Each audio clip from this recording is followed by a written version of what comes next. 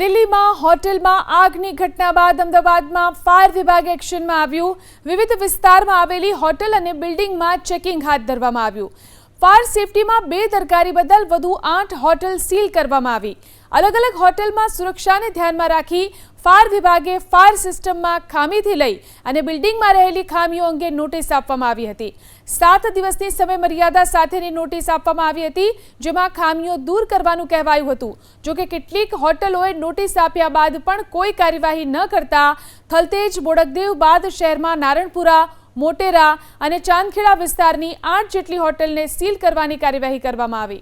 વિવિધ વિસ્તારમાં આવેલી હોટેલ અને બિલ્ડિંગમાં ચેકિંગ હાથ ધરવામાં આવ્યું। ફાયર સેફટીમાં બેદરકારી બદલ વધુ 8 હોટેલ સીલ કરવામાં આવી। અલગ અલગ હોટેલમાં સુરક્ષાને ધ્યાનમાં રાખી ફાયર વિભાગે ફાયર સિસ્ટમમાં ખામીથી લઈ અને બિલ્ડિંગમાં રહેલી ખામીઓ અંગે નોટિસ આપવામાં આવી હતી। 7 દિવસની સમયમર્યાદા સાથેની નોટિસ આપવામાં આવી હતી, જેમાં ખામીઓ દૂર કરવાનું કહેવાયું હતું। જો કે કેટલીક હોટલોએ નોટિસ આપ્યા બાદ પણ કોઈ કાર્યવાહી ન કરતા થલતેજ બોડકદેવ બાદ શહેરમાં નારણપુરા, મોટેરા અને ચાંદખેડા વિસ્તારની 8 જેટલી હોટલને સીલ કરવાની કાર્યવાહી કરવામાં આવી।